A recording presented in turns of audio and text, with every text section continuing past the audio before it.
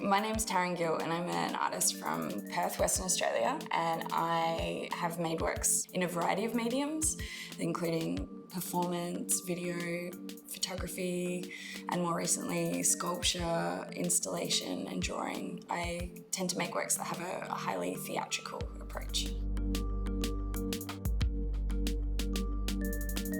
I've always had an interest in theatrical aesthetics. I think it comes from my childhood doing dancing and performance. I started doing calisthenics and ballet when I was 5 years old and I loved it. I was a very shy kid, but I loved getting to perform on stage in costumes. I've always enjoyed art. That was my favourite subject in primary school. It was just something I was always drawn to naturally and I really enjoyed, and so it just felt like an obvious choice to study visual art when I left high school at university. When I was at Curtin Uni, I met Pilar Dupont and we both shared a love of musicals, and we started making artworks that were performed musicals to begin with, and that explains my crossover into theatre throughout my career and my interest in doing set and costume design, as a part of my broader arts practice. The works that I was making with Pilar Dupont and with Thea Costantino about 10 years ago and before that, we did focus a lot on ideas of Australian identity and kind of problematic Australian nationalism. I'm not exactly sure where that came from initially, but it was something that we developed through a series of works which culminated in the Gymnasium work, which references a Busby Berkeley Hollywood musical number, but also the Nazi films by Leni Riefenstahl of Hitler Youth. So we were using those references to poke fun at this really kind of hideous Australian nationalism that we were seeing at the time.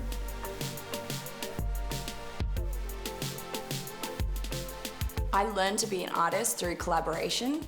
And it kind of makes sense in terms of my dance history as well, because mostly I'd be working with a group of people to achieve something.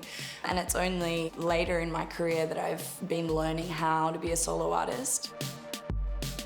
The benefit of being a solo artist is that you can work a lot more intuitively and just see what comes, whereas working in a collaboration, all decisions need to be made together. I think there's benefit in both. I really enjoy working in collaborations because you can learn so much from other people and work goes in ways that you would never expect.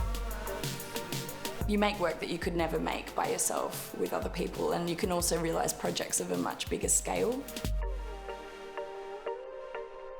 I love working on my own because I get to spend long hours by myself, kind of slowly hand sewing and playing with materials, and it's a completely different process. I guess I'm working in a lot more of an intuitive way than I used to. With the sculptural work that I've been making, I was inspired to make that after doing a couple of different residencies. So the first one was an Australia Council residency in Tokyo. At the Tokyo Museum, I kind of became obsessed with these terracotta tomb ornaments called hanwa. They kind of depicted the everyday, people dancing, animals and homes and things that they thought that the deceased could use or needed in the afterlife. And then the other residency was a project curated by Andrew Nichols, who took a group of us to the Freud Museum in London to do research and then make work for a subsequent show. We got to spend 3 weeks in Freud's study. I was really inspired by his collection of antiquities and how you can, see them as a portrait of Freud, and also the way that the study, it's sort of lovingly arranged and very theatrical as well, like really beautiful warm lighting and warm textiles and drapery. When I came back to Perth, I developed a project which was creating my own mausoleum and populating it with my own funerary ornaments.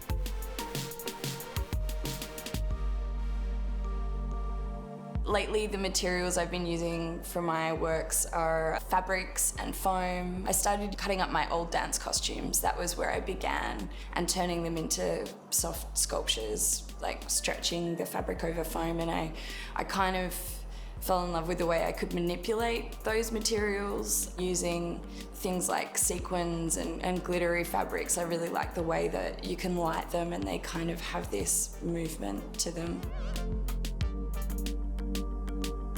The creatures that I've been making, they're kind of a culmination of a whole lot of different references. I used references to mythology and pop culture, but also creating portraits of my family and self-portraits and portraits of animals that I know, and creating this mishmash of references. Working by myself, I feel like it makes sense for me to make work that's much more personal, like personal histories as opposed to like collective histories.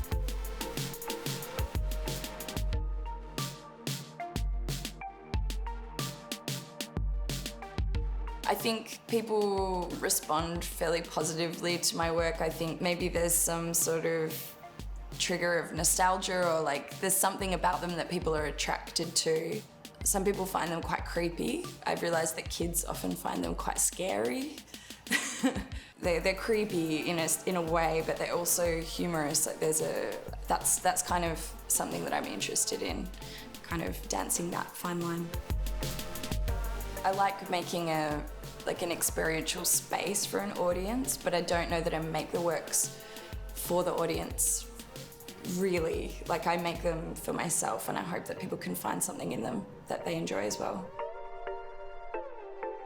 I'm really interested in lighting the artwork that I make. I feel like it takes it into that otherworldly realm, and it's like a theatrical device that I just find really attractive and really alluring. I love the way that form and materials change under light, and that's something I play with in the studio. You know, you can be working on something in daylight and it looks one way, and then you can put it under, you know, like a warm theatrical type light, and it changes it entirely.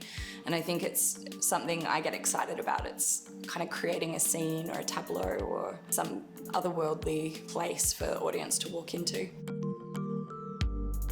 The barriers that I've come up against being an artist, usually it's just myself. I feel like I'm always learning to trust myself more, and the beginning of every project always feels like a bit of a struggle, you know, trying to figure out what it is you're making and whether it's going to work and what it's going to look like, materially speaking. As I go along, it's learning more and more to trust myself and to, you know, trust that process and see it through.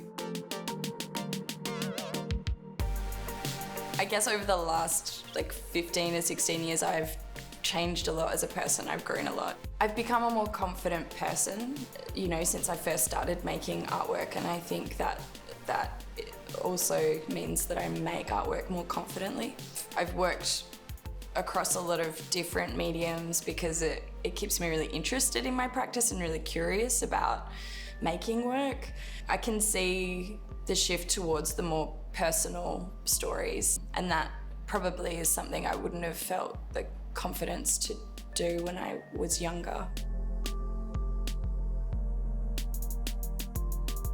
It can be tough being isolated from the east coast of Australia. You know, it's really expensive to ship works across. That's usually when I resent being so far away most of the time. You know, also you're not present in those communities and you can feel a little bit excluded sometimes, but I don't know, at the same time I feel like I'm able to make connections with the communities there enough to keep opportunities going, and as long as I have the opportunities, I'll stay here.